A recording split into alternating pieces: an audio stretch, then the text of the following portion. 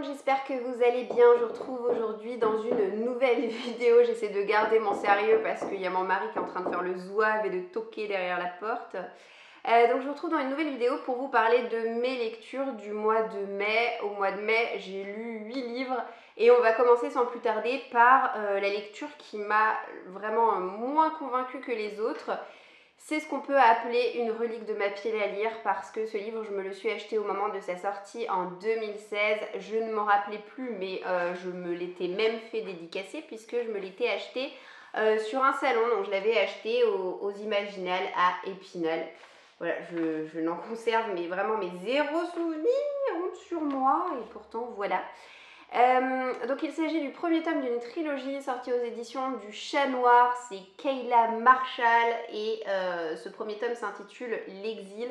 C'est écrit par une auteure selon toute vraisemblance française ou belge, enfin en tout cas francophone, qui s'appelle Estelle Wagner et qui dédie son livre à Cassandra O'Donnell qui visiblement l'a beaucoup inspirée. Donc Cassandra O'Donnell, si vous ne la connaissez pas, c'est une auteure française très connue qui s'est essayée à différents genres littéraires, historiques, urban fantasy, etc. Moi, c'est vraiment dans l'urban fantasy que je la préfère. L'auteure Cassandra elle-même avait indiqué sur sa page Facebook à l'époque qu'elle avait beaucoup apprécié ce roman.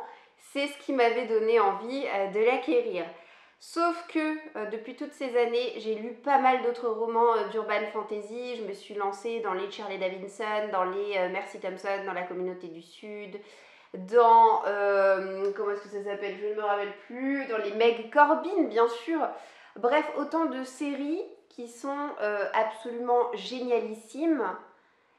Et j'ai le regret de vous dire que ça ne l'a pas fait avec cette histoire, que cette histoire n'arrive pas du tout à la cheville des plus grands. Et j'ai mis la note de 2 sur 5 à ce livre. Voilà, j'ai trouvé que l'intrigue était très plate. Alors, ok, on est dans un tome 1, bon, soit. mais bon, ce n'est pas que introductif, on a quand même une belle part d'action. Mais il n'empêche que voilà, l'intrigue est assez pauvre. On va découvrir une jeune femme qui s'appelle donc Kayla Marshall. Je ne sais pas pourquoi je regarde étant donné que c'est le nom de la série, mais je pense que je suis un peu fatiguée, c'est pour ça. Donc Kayla Marshall est une métamorphe qui a la particularité de ne pas avoir encore accédé à sa part animale. Elle ne s'est encore jamais transformée. J'ai aimé ce point de départ de l'histoire. En fait, c'est la seule chose que j'ai aimé dans ce livre parce que j'ai trouvé que c'était franchement bien trouvé, franchement original. C'est vrai qu'une métamorphe qui ne se métamorphose pas, je ne l'avais encore jamais lu. Donc pourquoi pas. Au-delà de ça, comme je vous l'ai dit, l'intrigue elle vole pas très haut. J'ai déploré le fait que la romance soit archi lourde et surtout mais omniprésente. Qu'on ait une espèce de triangle amoureux qui se dessine dès les premières pages. Et quant à Kayla Marshall, vraiment, je l'ai trouvée assez antipathique. C'est-à-dire que la pauvre, elle a vécu bien des drames, certes, mais elle a un caractère, vraiment, faut se la farcir. Et ça n'a pas été de tout repos pour moi. Donc, je me suis beaucoup ennuyée, j'ai beaucoup levé les yeux au ciel. Et vraiment, soit je suis passée complètement à côté de l'histoire, soit je suis devenue trop difficile avec le temps, mais gros flop, voilà. Vous l'avez peut-être pas mal vu passer ces derniers temps parce que c'est une nouveauté des éditions Hachette.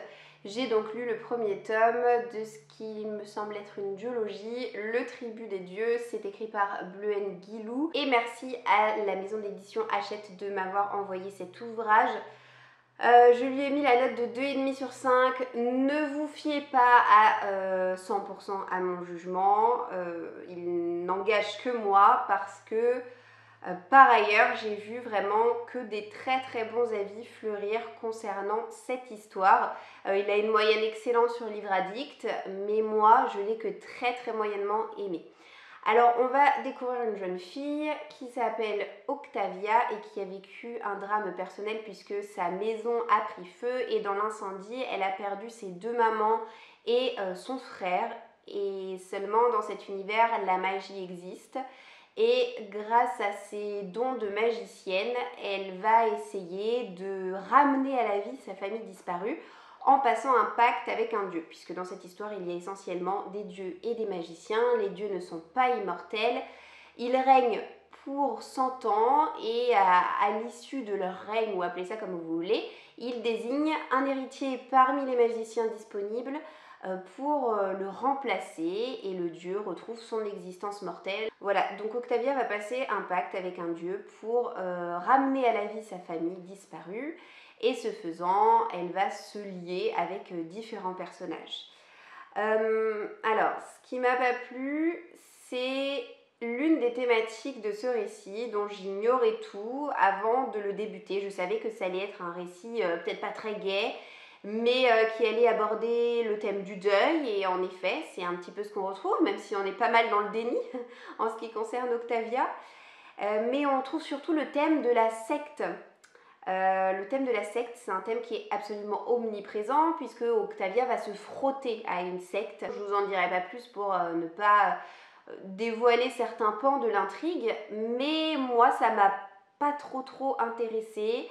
Je me suis sentie très souvent mal à l'aise pendant ma lecture. J'ai trouvé que c'était une lecture qui était assez dérangeante et puis qui était pas mal violente, sanglante. Il y a certaines scènes assez dégoûtantes sur la fin que j'ai lues mais que j'ai vraiment pris aucun plaisir à lire ça, et pourtant je suis pas une petite nature, je veux dire, je peux lire certains passages assez sanglants ou macabres sans sourciller, mais là vraiment particulier dans cette histoire, ça ne l'a pas trop fait.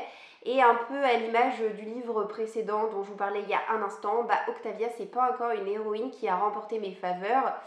Alors c'est sûr qu'elle n'est pas dans une période idéale dans sa vie, donc on ne nous la présente pas sous son meilleur jour, mais j'ai trouvé passablement hargneuse et égoïste, assez égocentrique également. Et bref, tous ces qualificatifs ont fait que je n'ai ressenti aucun atome crochu vis-à-vis d'elle. Et c'est finalement la même chose envers les personnages secondaires.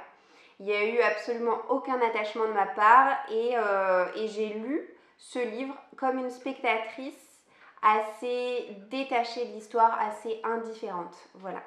On passe à des notes plus réjouissantes avec la note de 3 sur 5. J'ai mis le livre King of Scars, donc c'est le premier tome de la duologie de Laïs Bardugo.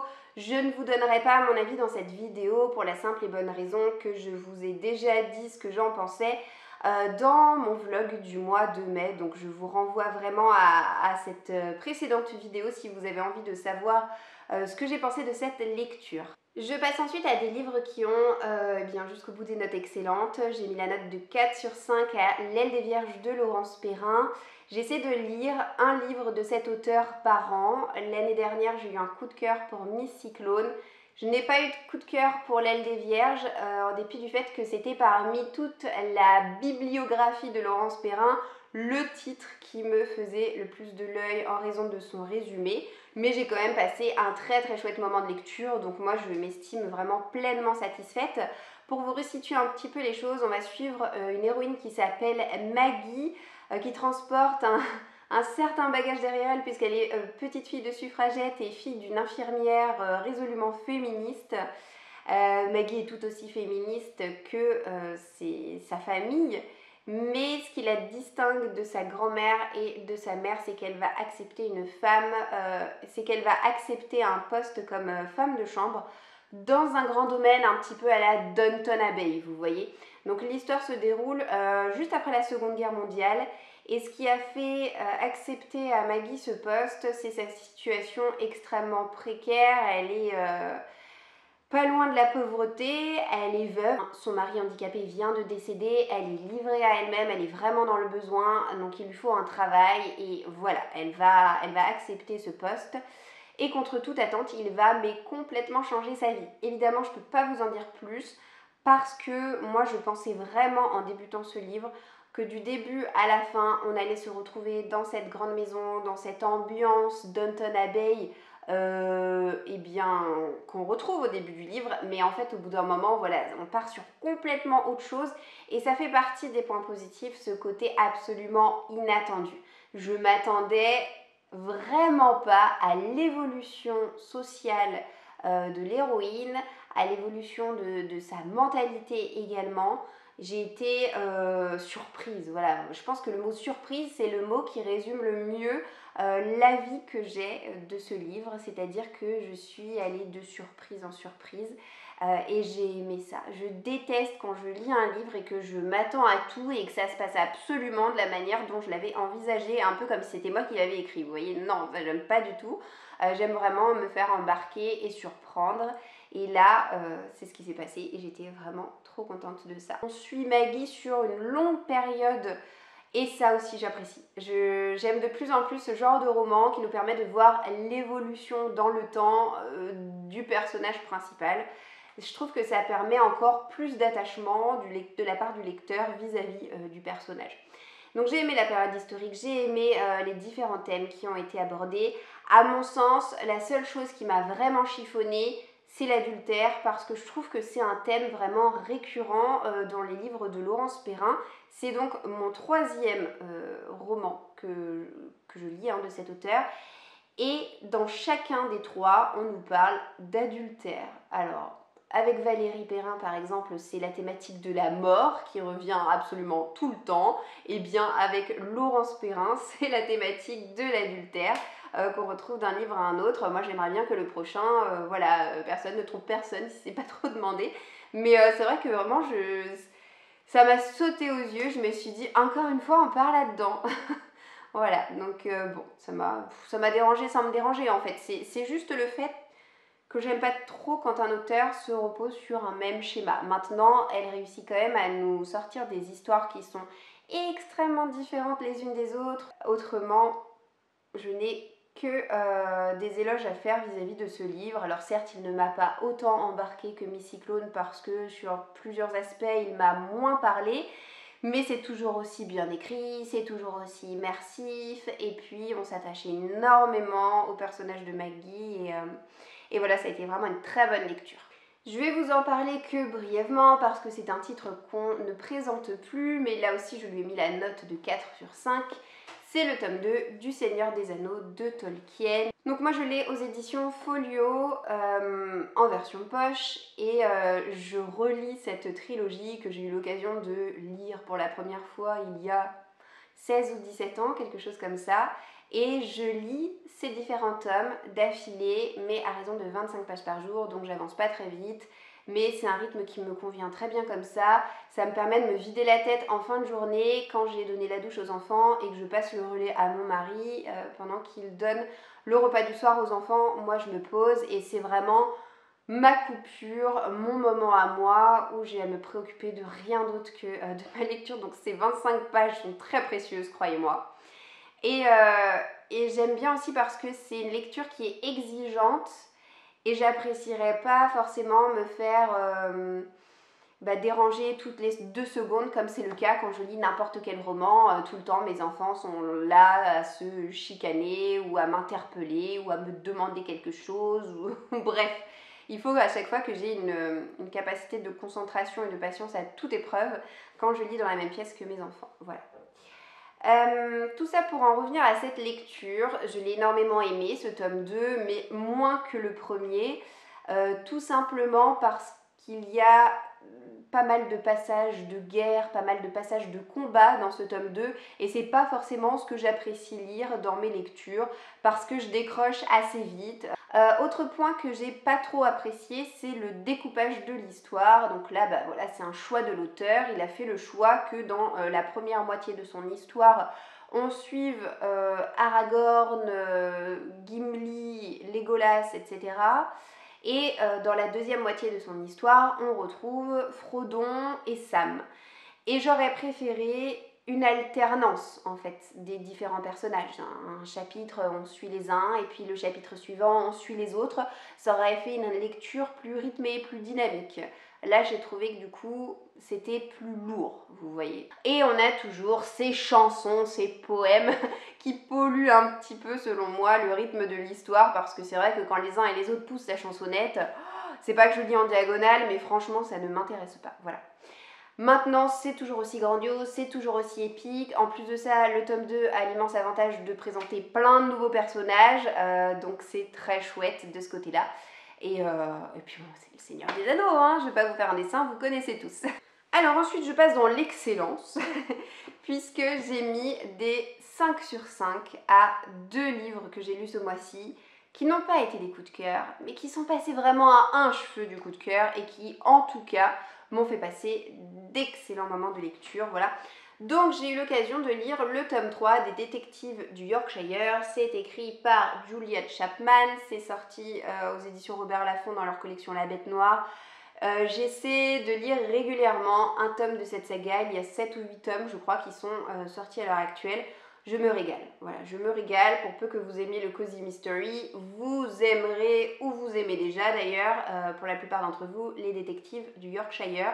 Comment ne pas succomber à notre duo improbable de personnages phares? D'un côté on a Delilah qui est eh bien, chef d'entreprise d'une agence matrimoniale et qui touche carrément sa bille en informatique, et de l'autre côté on a un détective privé qui s'appelle Samson, qui est un peu le mouton noir du village, qui est revenu après de longues années d'absence, qui n'a pas été accueilli à bras ouverts par tout le monde, mais qui réussit à se faire sa place petit à petit et surtout en résolvant des enquêtes. Alors, gros point positif, c'est que j'ai trouvé que ce tome 3 se détache des 2 premiers tomes dans le sens où pour une fois, on n'enquête pas sur un meurtre, mais on enquête sur une disparition un petit peu inexpliquée, disparition qui aurait pu être liée à une mort, mais voilà, il y a du mystère là-dessous, il faut creuser un petit peu.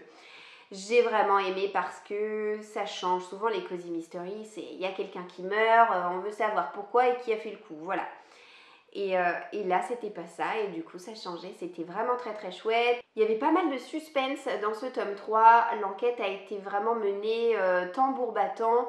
Maintenant, ce qui m'a empêché d'avoir un coup de cœur, c'est que je n'ai pas trop apprécié la chute de l'histoire, la fin. Il y a certaines choses que j'ai vues venir qui ont été finalement assez prévisibles, mais tout ne m'a pas forcément convaincue sur la fin. Voilà, après je suis peut-être un peu tatillonne, mais bon, il n'empêche que voilà, j'ai passé quand même un super moment en compagnie de ce livre. Une autre lecture absolument excellente à laquelle j'ai mis la note de 5 sur 5, c'est Au petit bonheur la chance d'Aurélie Valognes. Là non plus, je vous détaillerai pas en long, en large et en travers mon avis dans cette vidéo, tout simplement parce que je vous l'ai déjà livré dans mon dernier vlog, donc si mon avis vous intéresse, je vous renvoie à ma vidéo précédente. Et je termine avec un coup de cœur que j'ai ressenti vis-à-vis de Alabama 1963. C'est un récit qui est écrit à 4 mains par Ludovic Manchette et par Christian Niemiec. Alors moi j'ai attendu qu'il soit sorti en poche aux éditions Pocket. J'étais très patiente parce que il était dans mon radar dès sa sortie en grand format. Là vraiment, ça va être compliqué de vous dire ce qui m'a plu, ce qui a fait de ce livre un coup de cœur, tellement j'ai été conquise par absolument tout. Je pense que ce qu'il faut mettre en évidence dès le début dans ce livre, c'est le mélange des genres absolument magistral, puisqu'on ne sait pas trop ce qu'on lit en lisant ce livre. Est-ce que c'est un roman historique? Est-ce que c'est un roman policier? C'est franchement un habile mélange de ces deux genres littéraires-là, puisqu'on va avoir un détective privé blanc qui va être payé pour enquêter sur d'abord la disparition, puis le meurtre de jeunes filles noires qui vont être kidnappées et puis retrouvées un peu sur le bord de la route dans des positions et dans des tenues improbables. Donc voilà, il va y avoir cette enquête, et puis ce que j'ai énormément aimé, c'est le duo de personnages, puisqu'on va suivre essentiellement ce détective privé, alors qu'il y a un peu un stéréotype à lui tout seul, hein, c'est-à-dire que c'est un peu le détective privé qu'on retrouve dans chaque policier, blanc, à moitié alcoolique, enfin pas que à moitié dans ce récit-là, qui a tout vu ou presque, qui a affronté des démons dans son passé et qui n'a pas réussi à en guérir. Bref, vraiment, c'est un cliché à lui tout seul, ce détective, mais ça fonctionne. Ça fonctionne, et ça fonctionne grâce au fait qu'il y a un deuxième personnage qui a son importance dans le récit et qui est une femme de ménage noire qui s'appelle Adela. Et Adela, elle va se mettre à faire le ménage chez le détective privé, mais pas seulement, on va aussi la suivre dans son quotidien à la maison avec ses 3 enfants, et puis aussi chez ses autres employeurs blanches. et ce qui va nous mener à la thématique de la ségrégation, bien sûr, puisque le racisme est encore omniprésent. Autre chose que j'ai adoré dans cette histoire, donc moi vous le savez, hein, je ne l'ai pas reprécisé, je le reprécise là s'il y a besoin d'eux, mais j'aime énormément les romans historiques et qui ont pour fond voilà, le racisme, la ségrégation raciale. Vraiment, ça me passionne. Je trouve qu'à chaque fois, je découvre de superbes pépites, et à l'image de ce roman en fait. Donc autre point qui m'a énormément plu dans ce récit, c'est l'humour. L'humour est omniprésent et ouf, heureusement, parce qu'on aborde quand même un sujet grave avec ces kidnappings et puis ce serial killer qui sévit. Et heureusement qu'il y a cet humour qui est apporté par Adela, qui est caractérisé par sa joie de vivre, par un franc-parler, et vraiment elle a permis de la légèreté à cette histoire, une légèreté vraiment bienvenue. J'étais assez déstabilisée en lisant les premières pages et en me mettant à glousser, alors que ce que je lisais c'était pas franchement drôle. Il y a un décalage comme ça, mais j'ai trouvé que c'était hyper bien fait, hyper bien écrit, hyper bien réalisé. L'enquête est absolument savoureuse, satisfaisante, et gros plaisir de voir que je n'avais pas du tout deviné l'identité du coupable. Là aussi j'ai été prise par surprise, et à la fin m'a laissé vraiment comme deux ronds de flanc, parce que il y a deux éléments en particulier. Le meurtrier et quelque chose qui se passe sur la fin que je n'avais pas vu venir, et voilà, vraiment j'ai été choquée par ce que j'ai lu. Mais tant mieux, encore une fois, j'adore quand ça se passe comme ça et que j'envisage pas tout dès le début. J'ai trouvé cette lecture absolument savoureuse. C'est un livre qui ne ressemble finalement à aucun autre que j'ai déjà lu, et c'est aussi ça que je recherche en ouvrant un livre pour la première fois, c'est en me disant pourvu que j'ai pas déjà lu quelque chose de similaire ou qui ressemble trop à ce que je lis tout le temps. Et voilà, il se détache complètement de mes autres lectures, c'est l'une de mes plus belles découvertes de cette année 2022. Et c'est avec ce roman absolument incroyable que je vous engage vraiment à découvrir si ce n'est pas encore fait, d'autant que voilà, vous le voyez, il est sorti en poche, vous pouvez vous le procurer pour un prix absolument rikiki. Ne passez pas à côté de cette petite merveille, donc je vais vous laisser avec cet avis absolument dithyrambique sur ma lecture préférée du mois de mai. J'espère que la vidéo vous aura plu, j'espère que vous me laisserez un petit commentaire pour me dire eh bien si vous avez lu certains des livres que je vous ai présentés ce mois-ci. Je vous souhaite en tout cas de passer une très belle journée, et je vous dis d'ores et déjà à bientôt dans une prochaine vidéo. Ciao ciao.